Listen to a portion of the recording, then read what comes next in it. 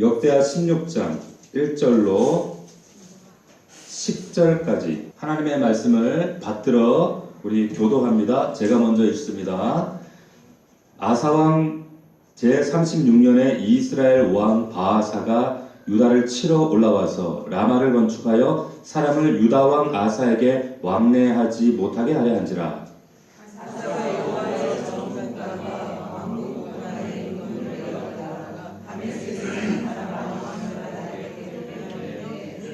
내 아버지와 당신의 아버지 사이와 같이 나와 당신 사이에 약조하자. 내가 당신에게 임금을 보내노니 와서 이스라엘 왕 바아사와 세운 약조를 깨뜨려 그가 나를 떠나게 하라 하네.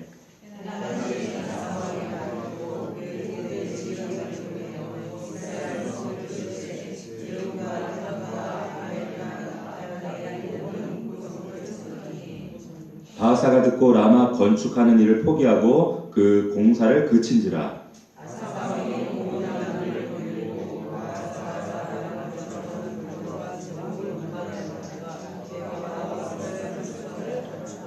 그때에 선견자 하나니가 유다 왕 아사에게 나와서 그에게 이르되 왕이 아람 왕을 의지하고 왕의 하나님 여호와를 의지하지 아니하였으므로 아람 왕의 군대가 왕의 손에서 벗어났나이다.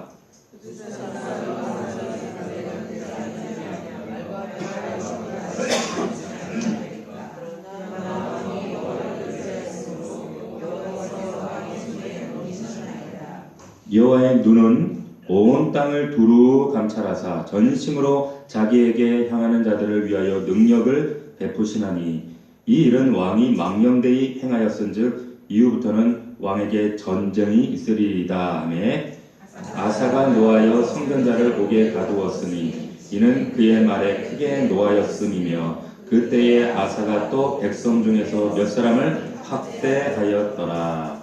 아멘. 여호와의 눈 이와 같은 제목으로 하나님 말씀 함께 은혜를 나누겠습니다. 여기 9절 말씀을 보면 여호와의 눈 이런 말씀이 나와요. 여호와의 눈은 온 땅을 두루 감찰하사 전심으로 자기에게 향하는 자들을 위하여 능력을 베푸신다. 영어 성경에 보면 strength 하신다. 힘을 주신다는 거예요. 자, 어떤 자에게 그 여호와의 그 살아계신 하나님의 눈이 이 땅을 바라보실 때 어떤 사람들을 찾으시는가, 어떤 사람에게 능력을 베푸시는가, 어떤 사람에게 은혜를 주시는가, 전심으로 집중하는 사람입니다. 여기에 전심으로 라고 하는 이 말이 이 성경에 원래 히브리어로 쓰여져 있잖아요. 그 원어에 보면 살렘이에요. 살렘. 이게 무슨 말이냐? 쉽게 얘기하면 싱글 포커스입니다. 쳐다보는데 한쪽 눈은 이쪽을 쳐다보고 한쪽 눈은 이렇게 쳐다보는 동물이 있어요. 뭐예요? 그게? 카멜레온이 그래요. 네, 다 포커스입니다. 그런데 여기 전심이라는 단어는 일관된 포커스다. 싱글 포커스다. 이 말이 오늘 성경에는 우리말로 전심으로 이렇게 번역을 해놓은 거예요. 하나님을 의지한다 이 말은 싱글 포커스. 하나님 보고 세상 보고 이것이 아니라 하나님께 초점을 맞춘다 라고 하는 겁니다. 그런 자에게 하나님께서 능력과 은혜를 주십니다. 이것이 성경 말씀이에요. 일관된 성경에 약속된 말씀입니다. 오늘 본문의 배경을 우리가 조금 이해할 필요가 있습니다. 오늘 본문 1절이 이렇게 시작하죠. 아사왕 제36년에 이스라엘 왕 바아사가 유다를 치러 올라와서 라마를 건축하여 사람을 유다 왕 아사에게 왕래하지 못하게 했다. 이게 무슨 말인가 하면 당시 이스라엘은 남과 북으로 우리나라처럼 남북으로 나뉘어져 있었어요. 분단되어 있었단 말이에요. 솔로몬 이후에. 그런데 이 북이스라엘 왕 바아사, 이 북이스라엘 입장에서 하나의 늘 그 깨름칙한 약점이 하나 있었는데 그 약점이 뭔가 하면 북이스라엘 백성들이 예배하기 위해 당시 예배하는 성전이 남유다 예루살렘에 있었단 말이에요. 그러니까 그 이스라엘 백성들이 본국을 떠나서 예배를 위해서 어쩔 수 없이 남유다로 찾아가는 거예요. 그렇게 될 때 민심이 이반될 수 있거든요. 그게 제일 두렵고 그리고 북이스라엘 입장에서는 이것이 약점이었다는 겁니다.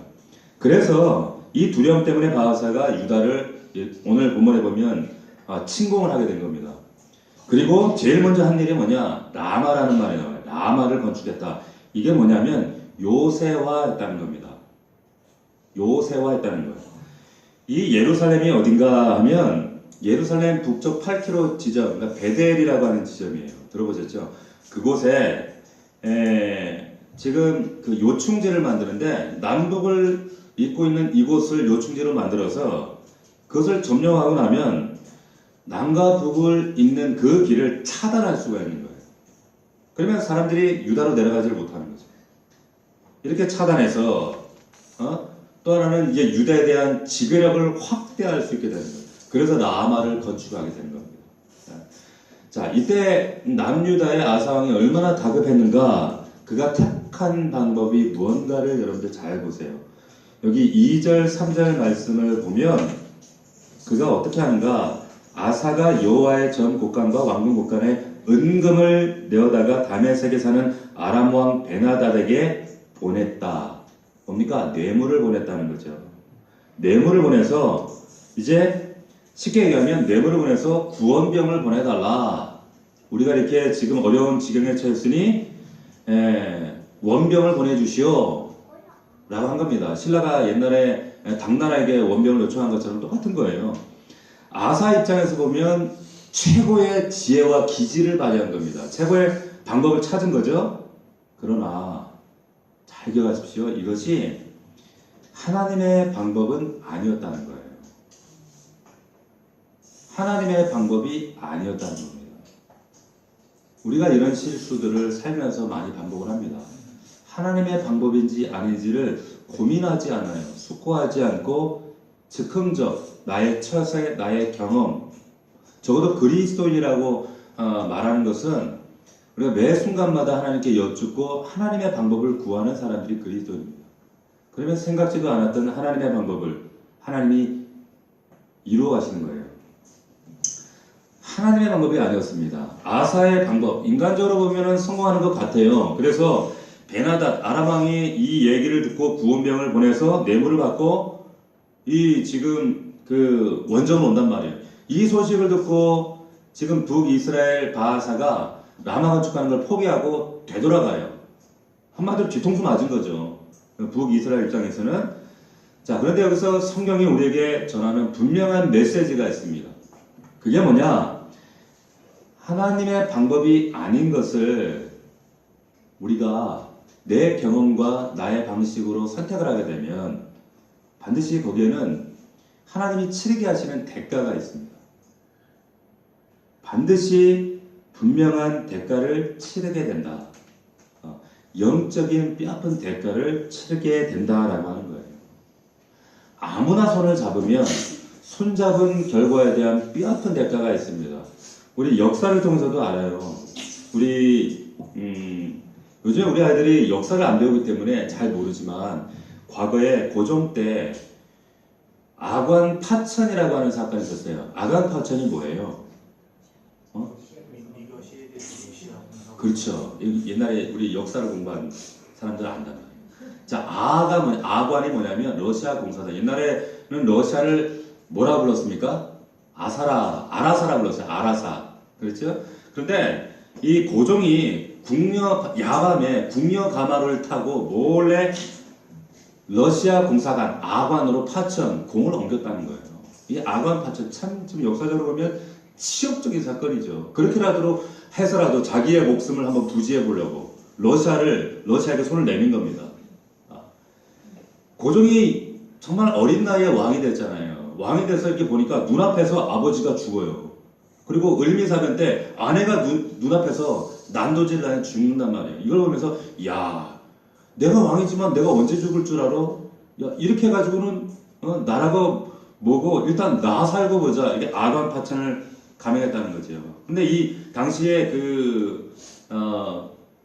세계의 정세를 보면 여러분 남의 나라 땅 따먹게 하는 애들을 우리나라가 우리말로 하면 제국주의 국가들이라 그래요. 그때 일본을 비롯해서 일본은 이제 막 제국주의에 발을 들이는 그런 상황이었고 러시아, 영국, 독일 이런 제국주의자들 국가들이 있었습니다. 그런데 제국주의 국가들 안에서도 그 어떤 기본적인 예라는 것들이 있었어요. 그게 뭐냐? 식민 국가, 내가 이 나라를 식민지화 하겠다 할 때는 그 당사자 나라에 먼저 선포를 합니다. 통보를 합니다. 그리고 주변 제국주의 국가들에게 이 나라는 내가 먹는다. 이런 선언을 해야 했어요. 그런데 일본이 그걸 안 하고 막무가내로 이제 들어오는 거예요. 그 우리나라를 슬그머니 점령하고 당시에 청일전쟁을 하죠. 그래서 중국을 먹겠다는 야욕을 가지고 마구잡이로 들어오는 거예요. 그러니까 제국주의 국가들 선배들 러시아, 뭐 독일 이런 나라들이 볼 때 어쭈 이놈 봐라 이렇게 된 거예요. 얘 봐라.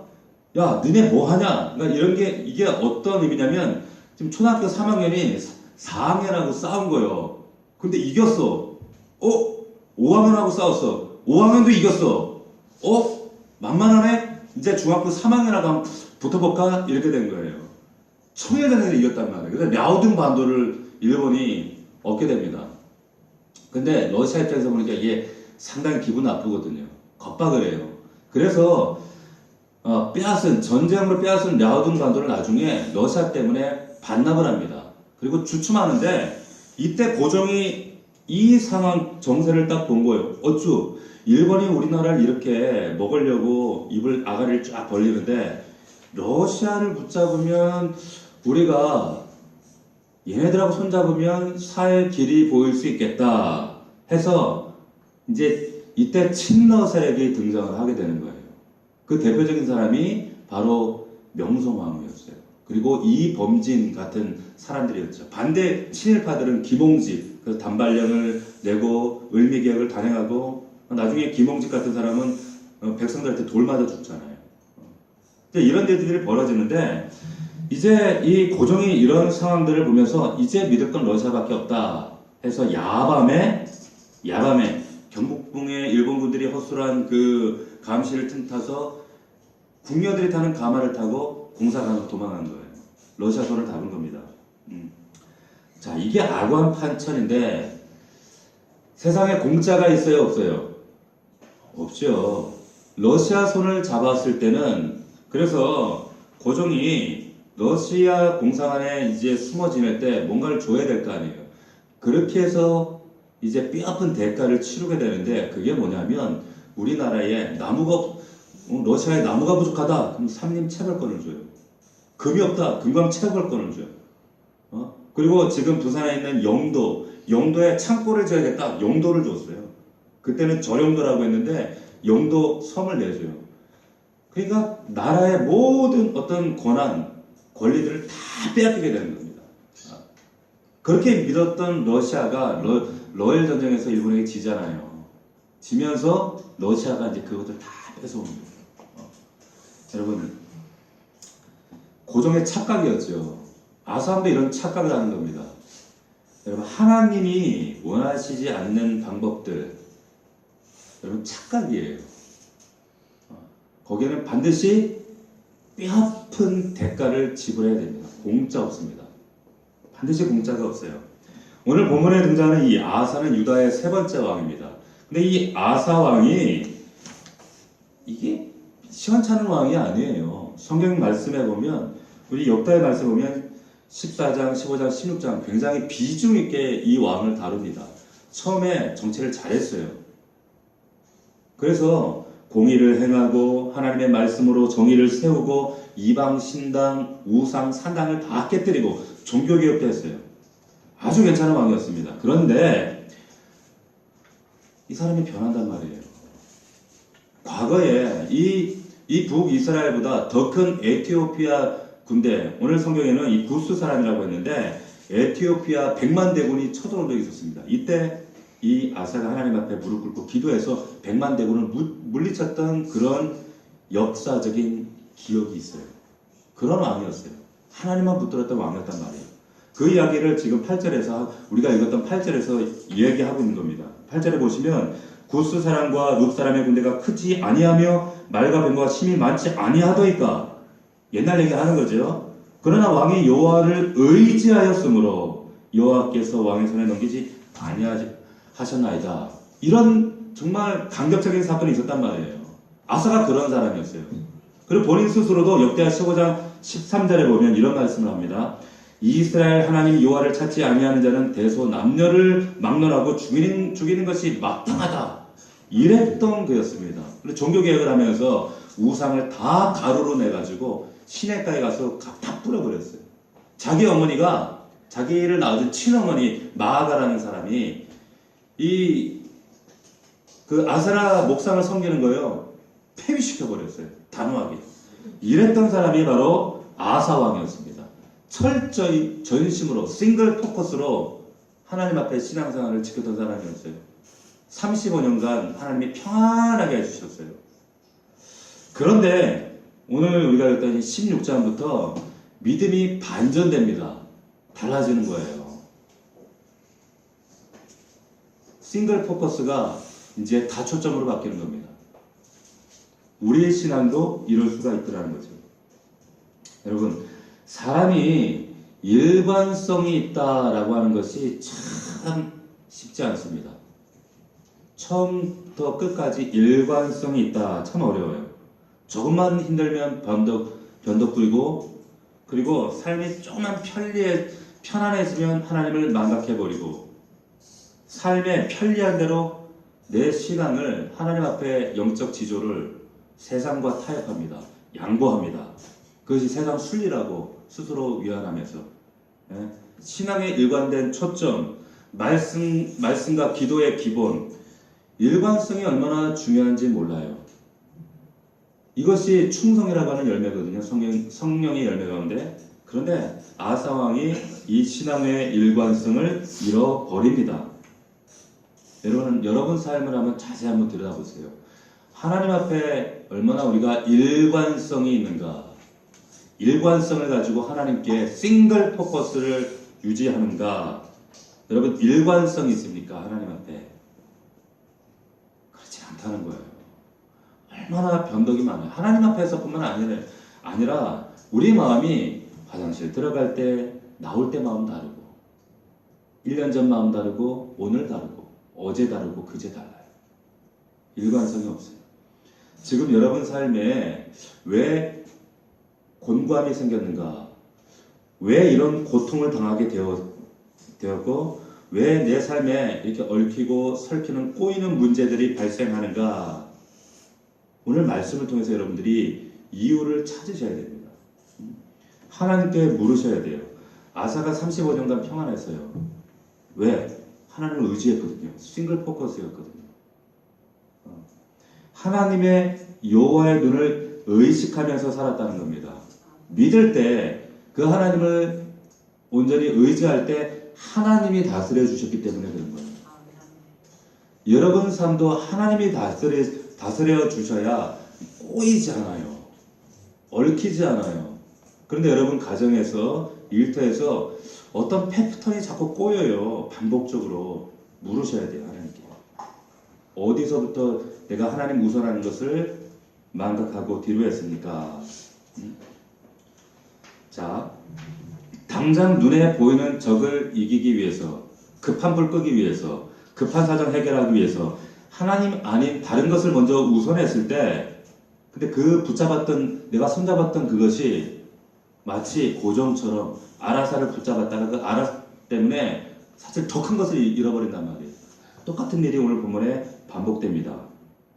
자, 본문 7절 말씀에 보십시오. 우리 7절 말씀 한번 16장 7절 말씀 다시 한번 읽겠습니다. 시작. 그때에 선견자 하나니가 유다 왕 아사에게 나와서 그에게 이르되 왕이 아람 왕을 의지하고 왕의 하나님 여호와를 의지하지 아니하였으므로 아람 왕의 군대가 왕의 손에서 벗어났나이다.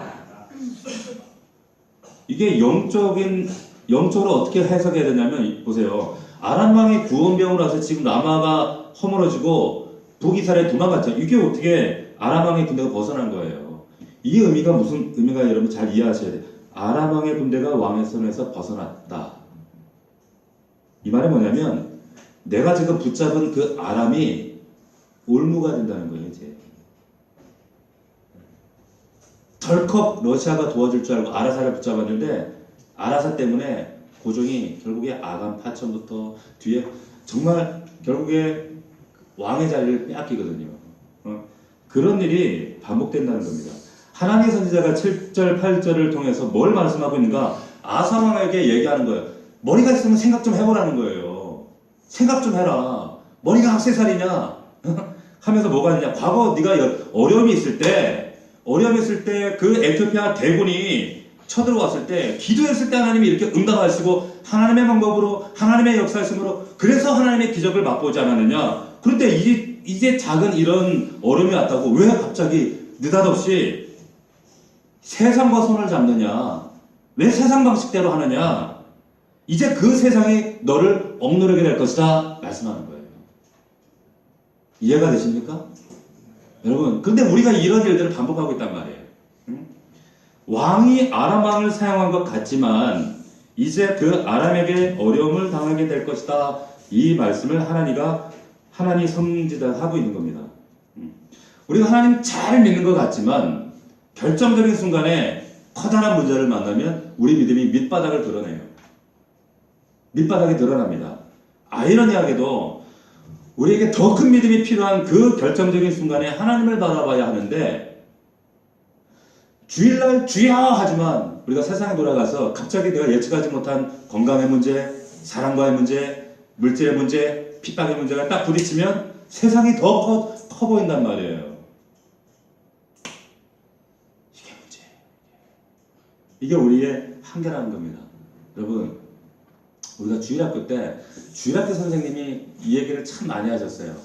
여러분, 나이아가라 폭포가 있어요. 캐나다에 가면 어떤 사람이 배를 타고 가다가 배가 파손했어요. 허적허적했어요. 자꾸 떠내는데 폭포가 얼마 후면 폭포에 떨어져요. 그런데 어떤 사람이 생명줄을 던져줬어요.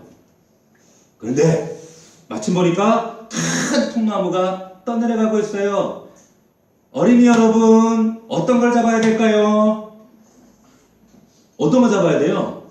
그럴듯하게 보이는 통나무 잡아야 돼요? 아니면 누군가 못해서 던져준 생명줄 붙잡아야 돼요? 뻔하게 알잖아요. 통나무 잡는 사람 있습니까? 그런데 여러분들 통나무 잡고 있단 말이에요. 여전히 통나무 잡는. 왜? 그럴듯해 보이고 이 통나무에 올라타면 야 안전할 것 같고 근데 떨어져 다 박살나요. 다 죽는단 말이에요. 무슨 말입니까? 눈에 보이는 것이 다가 아니라는 거예요. 눈에 보이는 게 다가 아니라는 거예요. 믿음이 뭡니까? 이걸 분별하라고 여러분들에게 하나님께서 믿음의 은사를 주시는 거예요. 말씀을 통해 이걸 해석하고 분별해야 내가 옛날 세상 사람 살던 방식으로 안 산단 말이에요. 실수를 반복하지 않는단 말이에요. 여러분 가정에서 일터에서 자꾸 꼬이는 반복적인 문제들을 들여다보세요. 어디에서부터 왜 꼬였는지를 살펴보시라는 겁니다. 자, 우리도 모르는 사이에 내가 뭔가 좀 잘해보려고 안 되면 사후 약 방문식으로 뒤지닥거리하는 우리 하나님은 그런 분이 아닙니다. 그런 하나님이 아니세요. 하나님이 무슨 welfare 요정이에요? 헬퍼입니까? 주권자란 말이에요. 주권자. 이 말은 뭐냐? 내가 애쓰다가 안 되면 주여 도와주세요. 이런 하나님이 아니라 그렇게 하나님을 도우시는 수준에서 날마다 요청하면 하나님은 그냥 헬퍼야, 헬퍼. 도움이란 말이야, 도움이. 그것이 아니라 하나님이 여러분들 인생의 가정의 일터에 주권자가 되시면 그 주권자가 직접 일하시게 하면 그때부터 주권자의 역사와 기적이 나타나게 될 줄로 믿습니다. 네. 이것이 성경이란 말이에요. 근데 내가 맨날 아둥바둥하다가 안 되면 주여 이러고 이래도 되겠냐고. 이게 언제 이게 끊어지겠어요. 내가 일하면 내 수준이지만 하나님이 일하시면 하나님 수준에서 하나님께서 우리의 일을 완성하신다. 하나님 믿는다고 하면서 우리 안에 계시는 그 하나님 믿지 않고 눈에 보이는 세상 믿으면서 착각이에요. 지금 통나무 타고 있는지 한번 보세요. 내가 생명줄 잡고 있는지 통나무 올라타고 있는지. 오늘 보면 2절 4절을 보니까 뇌물 효과가 딱 나타나죠. 여러분들 좋아하는 뇌물, 인간적 처세, 방법, 단기적으로 눈앞에 효과가 나타납니다. 그래서 2절 4절을 보면 보십시오. 아사가 여호와의 전곡강 왕궁 곳간의 임금을 내어다가 다메섹 사는 아람 베단에 보내며 내 아버지와 당신의 아버지 사이에와 같이 나와 당신 사이 약조하자. 내가 당신에게 임금을 보내노니 와서 이스라엘 왕 바하사와 세운 약조를 깨뜨리고 나를 떠나게 하라. 4절 보니까 베나다시 아사 왕의 말을 듣고 그의 군대의 지휘관들을 보내어 이스라엘 성읍들을 치되 이온 단 아벨 마임과 납달의 북고성을 쳤더니 당장 효과가 나타납니다. 당장은 결과가 있어요. 당장은 뭔가 내가 그래도 이런 기지를 발휘했더니 이런 역사들이 나타났어. 이 북이스라엘 입장에서 보면 뒤통수를 한 대 맞은 거지만 남유다 아사 입장에서 보면 보세요. 인간적인 눈으로 볼 때는 아주 정치적 외교적 기지를 발휘한 거죠. 이 사람 지혜롭네. 역시 똑똑하네. 예? 그런데 착각이 어떤 결과를 낳은가 보십시오. 성경제 하나님과 옛일을 떠올리게 해요. 여러분 14장 11절 말씀 한번 돌아가 봅시다. 14장 11절 아사의 기도입니다.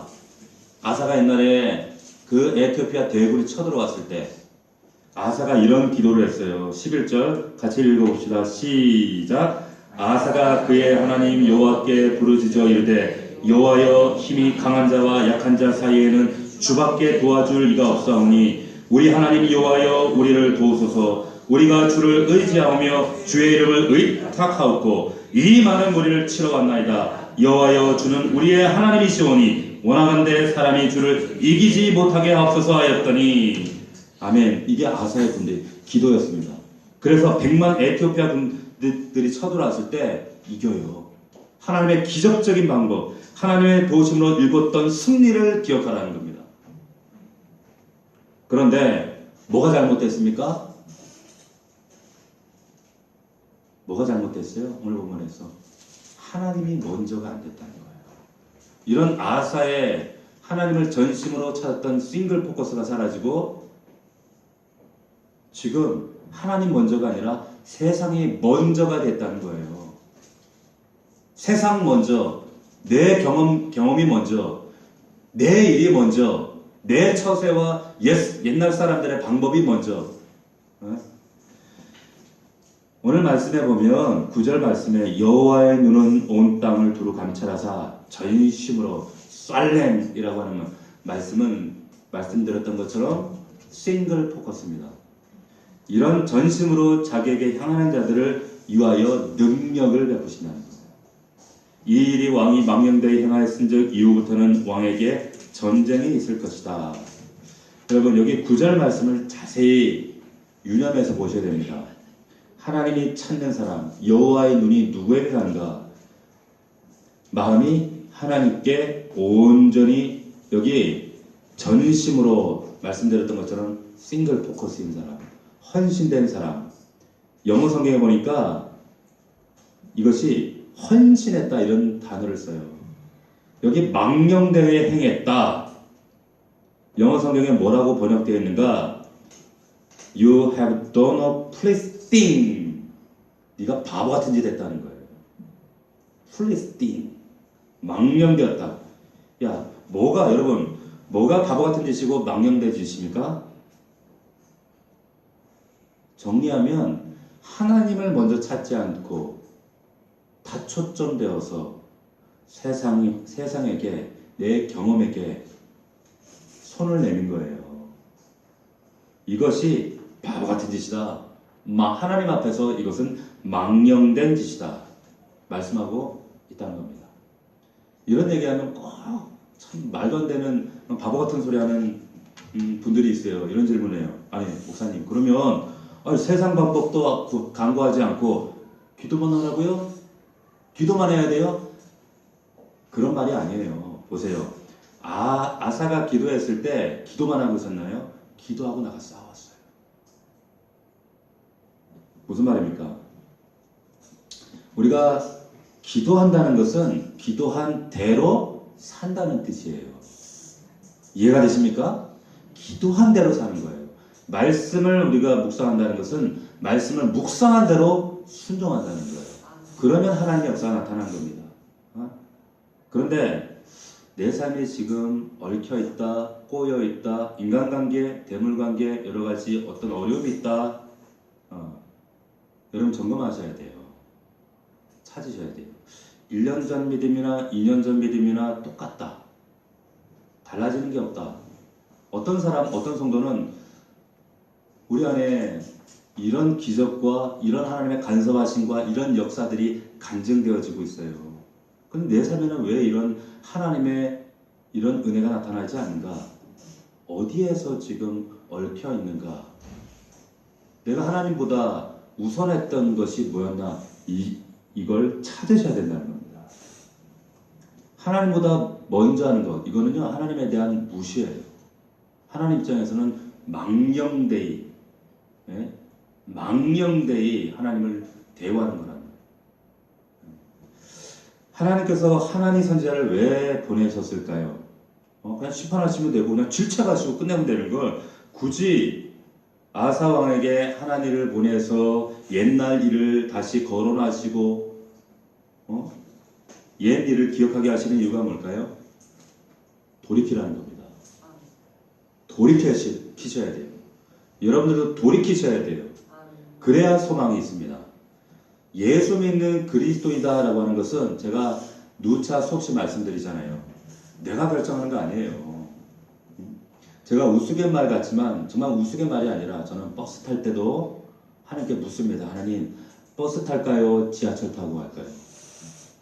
왜 그런 줄 아세요? 하나님을 인식하려고 하는 거예요. 자꾸 하나님께 여쭙고 하나님을 인정하여 드리고 하나님께서 내 삶의 주권자 되심을 인정하여 드리는 겁니다.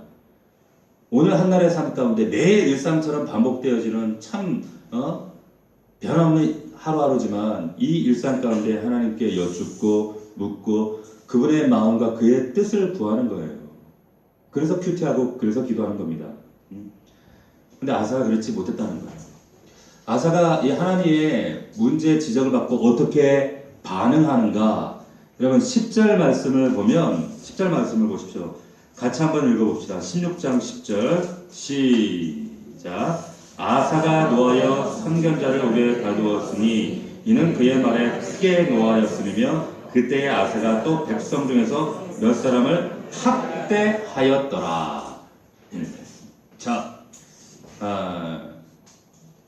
세상 사람들이 죄를 지적하면 아주 불쾌해합니다. 그래도 내가 얼마나 선하게 살았는데. 예수 믿는 사람도 마찬가지입니다. 하나님 앞에서 이런 선지자적인 하나님 말씀이 선포되어질 때 좀 찝찝하죠. 싫어요. 그런데 성숙하다라고 하는 것은 하나님의 말씀이 내 안에서 조명되어지고 깨닫게 하시고 내 안에 숨겨진 죄와 허물들을 들춰내실 때 거기에 반응하는 자세를 보면 성숙한 자세를 알아요. 그 성숙이 나타납니다. 그런데 대개 이런 죄가 하나님 말씀을 통해 또한 조명되어지고 선포될 때 우리의 반응은 이 속에서 화가 나요. 아사처럼. 화가 나요. 그리고 괴로운 엄한 사람을 학대합니다. 내 안에 죄가 있죠?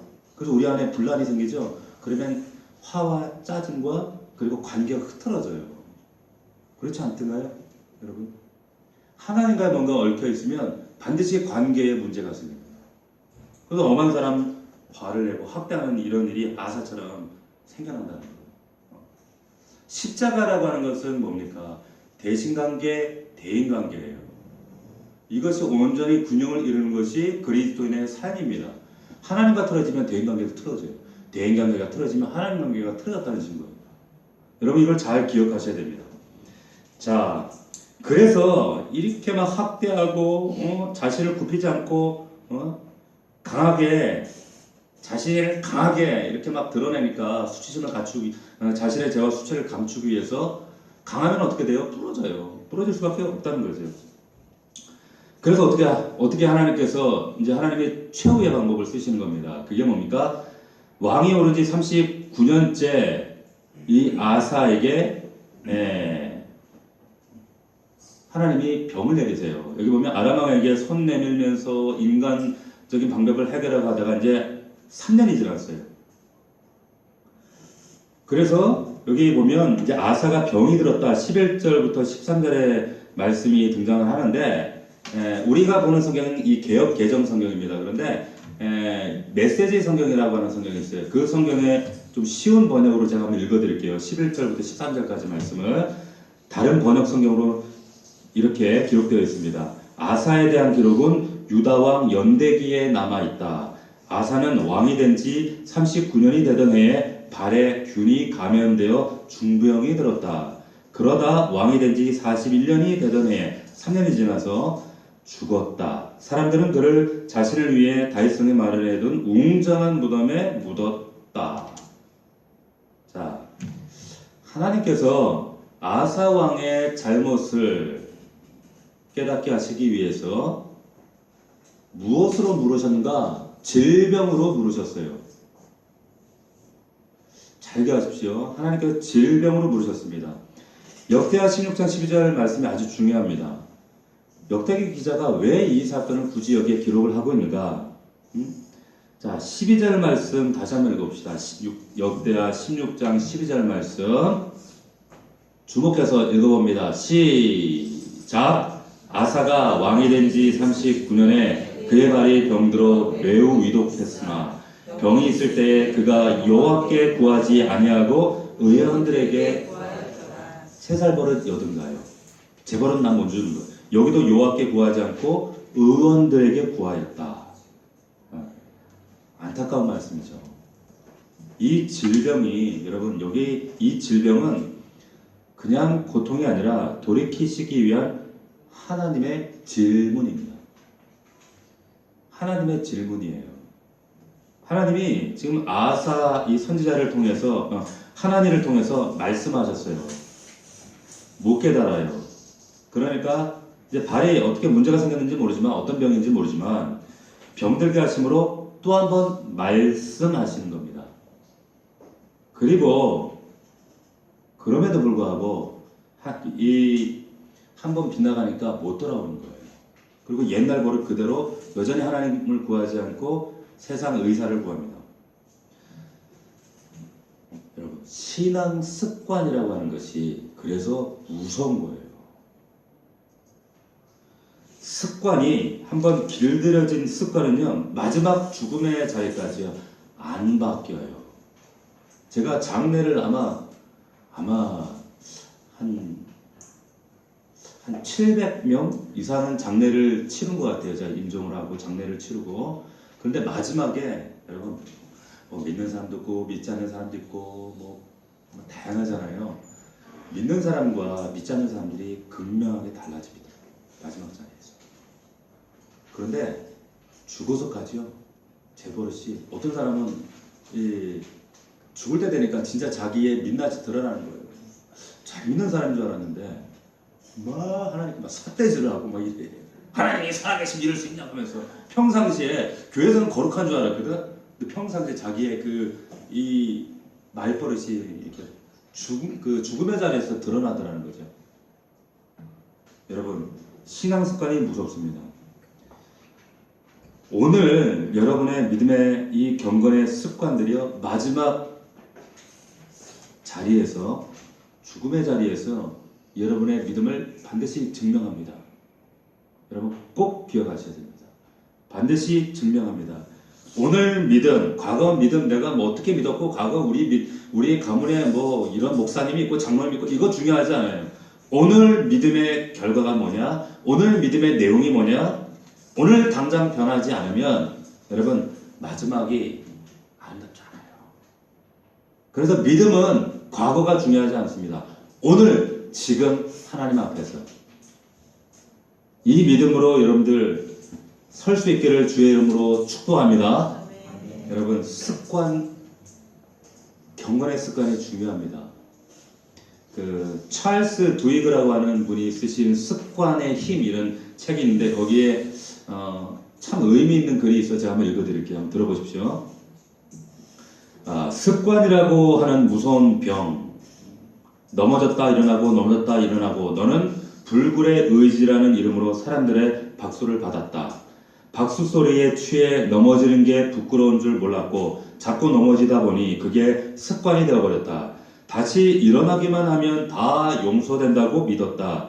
하지만 그만큼 넘어졌으면 지금쯤 안 넘어지는 방법을 터득했어야 했다. 패배해도 습관이 패배도 습관이 된다는 사실을 깨달았어야 했다.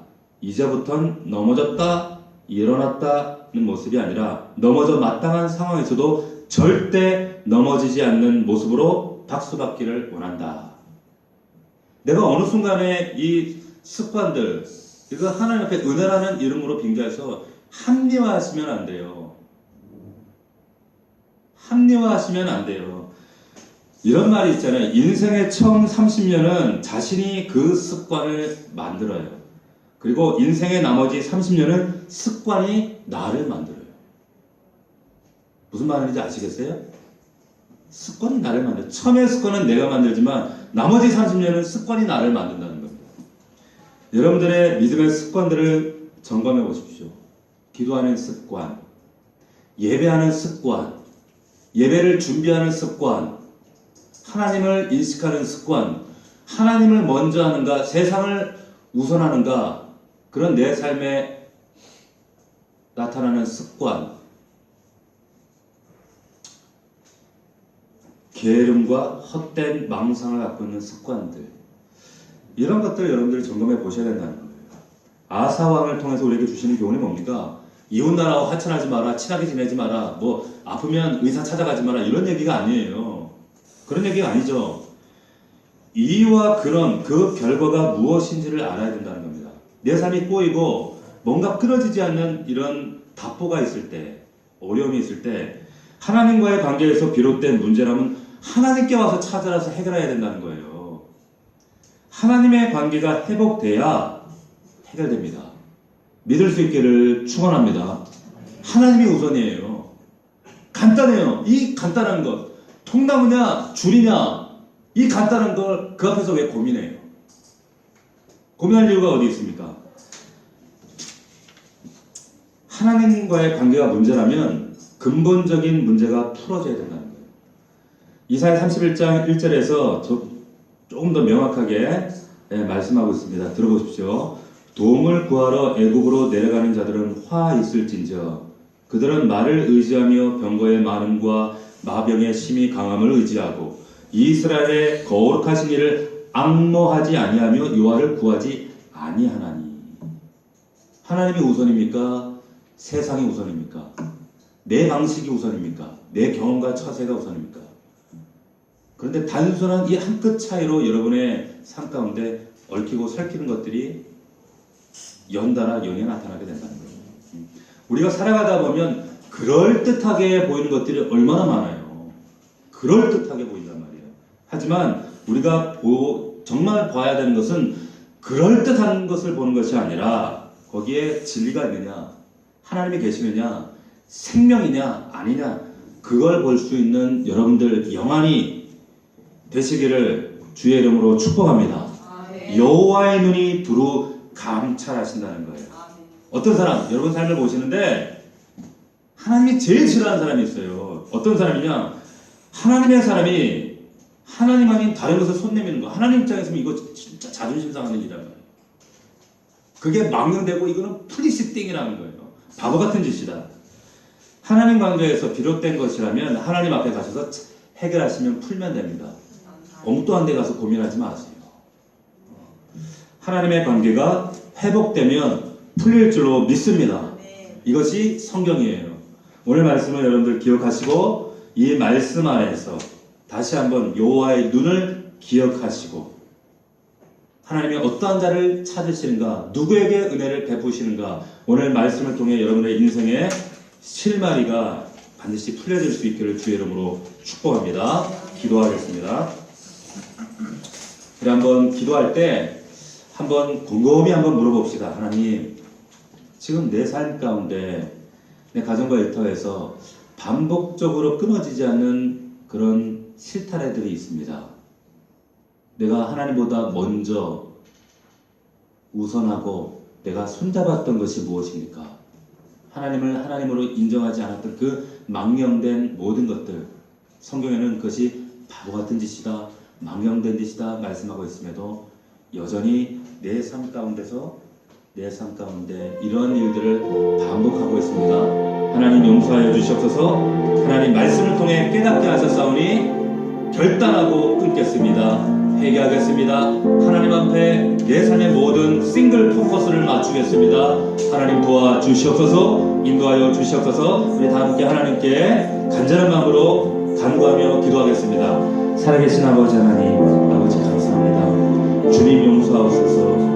하나님께 나의 초점을 맞춰드리지 못하고 여전히 하나님을 의지하지 못하고 세상만 보고 내 방식 내 방법대로 살아왔던 나의 연약한 모습을 주님 앞에 회개합니다. 아버지 용서하여 주옵소서. 하나님께 아버지 온전히 포커스를 맞추게 하시고 거룩하신 아버지 하나님께서 여호와의 눈은 온 땅을 두루 감찰하신다고 하셨습니다. 전심으로 자기를 향하는 자에게 능력을, 세임을, 은혜를 베푸신다고 말씀하셨는데 여전히 망령된 세상 행실과 나의 옛사람의 습관대로 살아가고 있지 않은지 주여 도우시옵소서. 나의 생각을 고쳐주시옵소서. 바꾸어 주시옵소서. 하나님 은혜를 더하여 주셔서 말씀 안에 하나님 바로 설 수 있는 믿음의 종들 될 수 있도록 도와주시옵소서. 습관이 되었습니다. 아사의 이 젊은 날의 이 실수가 죽어서 병들어서 그 병상 침상에서조차도 하나님을 의지하는 것이 아니라 세상 의원들을 의지했던 이런 모습을 통해 하나님 우리가 경건의 습관, 이 거룩한 습관을 바르게 하기 원합니다. 주여 도우시옵소서. 하나님 역사하여 주시옵소서. 하나님 기도의 습관, 예배의 습관, 말씀을 보는 습관, 하나님과 바른 대신관계를 세우는 습관, 우리 이웃들과 한 믿음으로 관계하는 습관, 말과 내 입술의 언어의 습관을, 이 거룩한 습관을 바르게 정립하고 하나님 앞에 세워나갈 수 있는 믿음의 종들 되어지도록 아버지 축복하여 주시옵소서. 도와주시옵소서. 결단만으로 부족합니다. 순종하게 하옵소서. 믿음으로 주님 앞에 결단하며 나아가도록 인도하여 주시옵소서.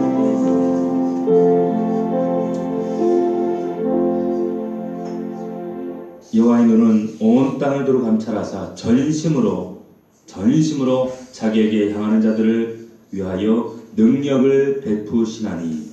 아멘. 아버지 하나님 바라본다 하면서 여전히 세상 바라보고 나의 경험, 내 능력을 신뢰하고 내 육신의 기질을 더 믿었던 나의 어리석은 착각을 회개합니다.